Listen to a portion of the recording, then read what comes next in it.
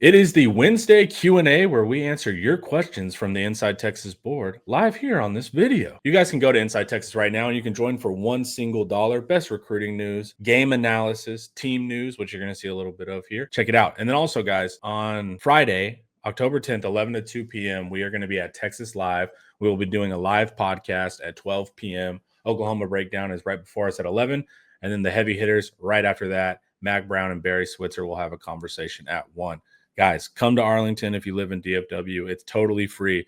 If you've never been to Texas Live, you will not regret it. Eric, no time to waste. Let's get right into it, brother. First question is, the back end of the defensive scheme seemed to get it wrong versus Florida on game plan.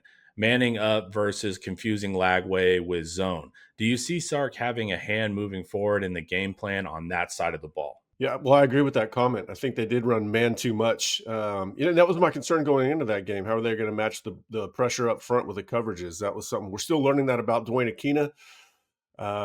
He got away with it so far, but I think it came home to roost with him on Saturday against Florida. Lagway had found too much time, and then of course the man beaters. I don't know that Sark isn't gonna be in that room game planning for him. I think he's gonna want a little bit more oversight on the game plan itself for sure. I think he's got a lot of trust in Johnny Nansen. That's probably the reason that that Dwayne Aquina got hired in the first place. I think Sark's going to have more oversight, and they're going to want more zone. But I think this game plan is going to work out perfectly fine. You're not going to have the same concerns as you did against Florida. Ian just wrote an article about why. I don't want to be too vocal about what I think they're going to do, but they've got a much better plan this week, at least in theory. All right, Eric, it's our weekly offensive line question, and here's the little excerpt. The better question is, according to your sources, is there a path back to meaningful playing time for Neto? I know you've been watching his tape. Yeah, I don't know that answer. Yeah, I watched the tape just to see, what are we missing? Went back and watched San Jose State. Obviously, there's no Florida tape to watch, so it's hard to really compare. He didn't play. I don't see anything on tape that's keeping him off the field. So whatever it is, it's behind the scenes that we haven't caught wind of.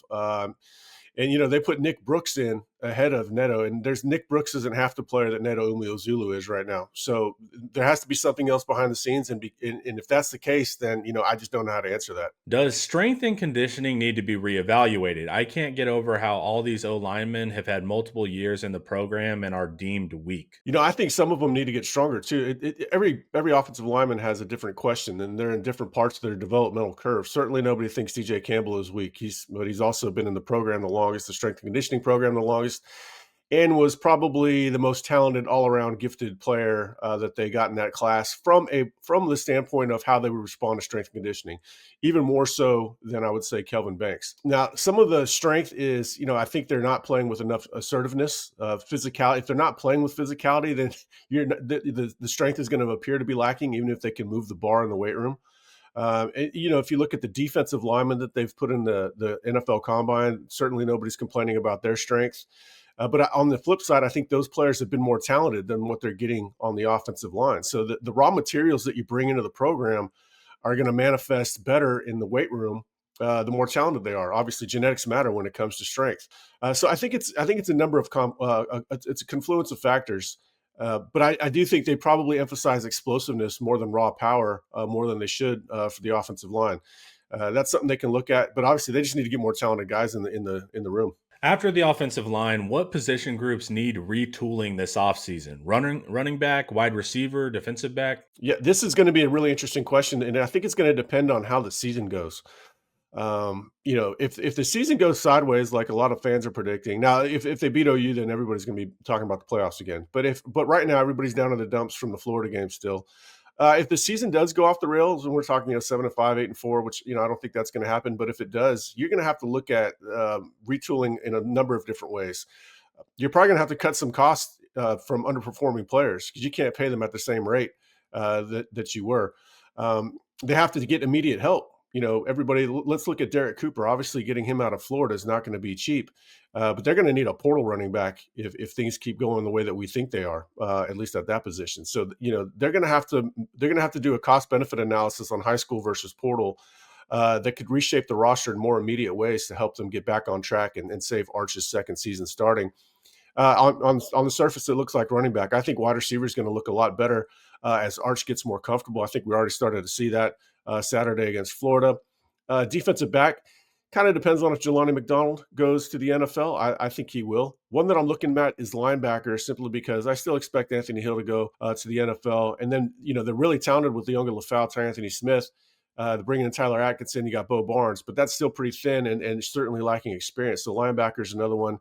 You might always take a defensive lineman as well. They could lose Hero Kanu on top of Brevard and Shaw. But, man, it's all going to start with the offensive line. Next year, they need to look at being able to score enough points to where the defense can have a little bit of a drop-off. They need to allocate resources to the offense to make sure that the offense has an extremely high floor, and you can take advantage of an Arch Manning who is not a failure, who is not synonymous with failure, who's going to be an absolute star next season, if not by the end of this season.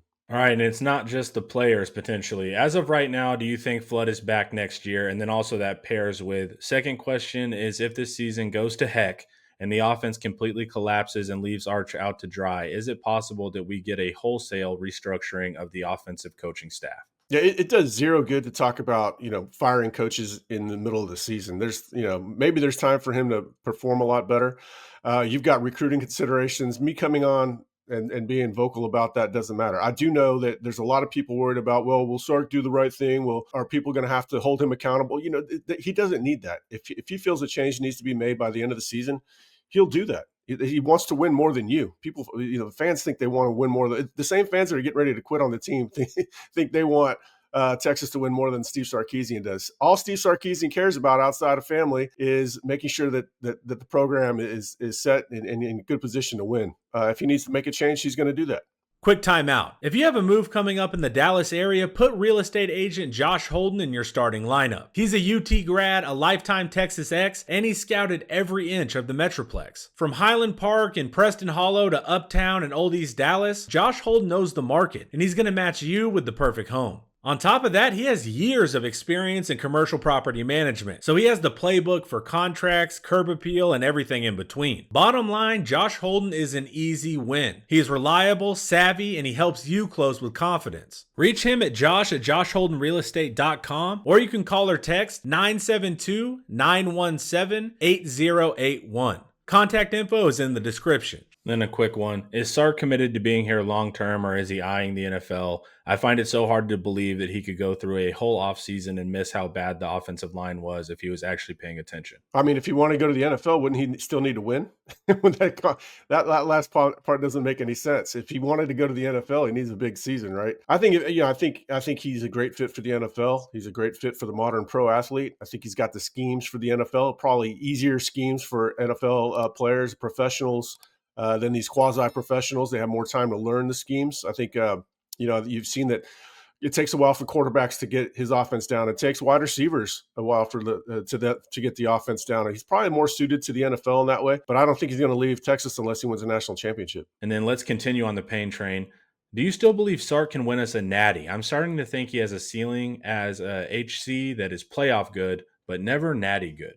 This isn't the pain train to me. This is just standard recency bias. And he would go on to say, hey, he'd look at his record of 2-8 against top 10 teams and that sort of thing, right? He's applying some context, but it's a little too simple for me. He didn't just make the playoffs; he made the Final Four. The previous 2 years, 2 years ago when only 4 teams made it, and last year when 12 teams made it. He lost the quasi-national championship to Ohio State, a couple plays away from probably winning that game. That long screen really hurt him. Of course, the pitch that fumbled, that got blown up, and then the fumble. So, he's only a couple plays away there. And Georgia, he talked about that as the part of the 2-8 stat. They were a field goal away from, or maybe even a pickup block of Jalen Gilbo from housing that interception from winning that game. So, I don't know, man. It's just a little bit of bad luck. You got to get over the hump. And then once you get over the hump, then nobody ever remembers that, right? Everybody forgot about Dabo's issues for a long time and won 2 national titles. I don't think that the Peter principle sets in at the semifinals, especially when you've done it twice. Maybe in James Franklin's case, where he did it once, it set in, and we saw that loss to UCLA after Oregon. I'm not a big believer in James Franklin. I think what Sark's done, a total rebuild at Texas, is maybe the most impressive coaching this decade outside of guys that went back-to-back like Kirby Smart. I don't think the Peter principle sets in at the semifinals. I think he's just got to keep figuring out. Yeah, he made some mistakes this coming into the season. That's glaringly obvious. I think they're going to be better for it, and I still do think he's going to win a national championship. At this point in time, how many games do you expect Texas to win this year? And what needs to happen on both sides of the ball for a best case scenario finish to the season? Well, let's start with the best case scenario first because that's going to inform the prediction. They've got to figure out what they can do on offense. Yeah, Ian wrote a very good article yesterday about spreading guys out so you can still take the same shots rather than using max protection and getting blown up because your tight ends aren't blocking very well. You're just inviting more people into the box. The offensive line obviously is not blocking well. At least in pass pro, they were good until this past week, but they're going to see a lot more teams like Florida going forward. I do think they need to create more of an identity. I do think they're going to need to run Arch more often. I think Arch is going to continue to get better. If Sark gives him the climate to the ecosystem to succeed, spreading teams out, I think the Texas offense is going to find itself. The run game's never going to be great. They incorporate him though, and they can spread you out to throw the ball and then start to run, and then you start getting those shots open deep.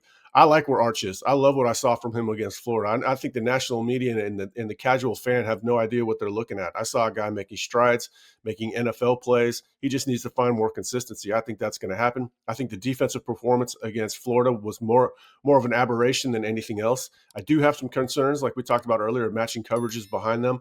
You lose Terry Joseph and Blake Gideon. That was a lot of continuity. That would not have those coverage issues would not have happened without the coaching change. So they still need to work through that. I feel good about this game this week. Relatively good given the most recent performance. I think Texas can win that. I'm worried about Vanderbilt. I watched Vanderbilt last night versus Alabama, at least the first half, and I know how that game shook out. But that's not going to be an easy win. Mississippi State's not going to be easy. Right now, I'd probably predict 8-4. But I could see 9-3 as well, and even 10-2 is possible, but that's obviously pretty unlikely. Come join InsideTexas.com for only one single dollar. It is the spot if you love Longhorn sports. Eric, have a great day. Everyone, thanks for watching, and goodbye.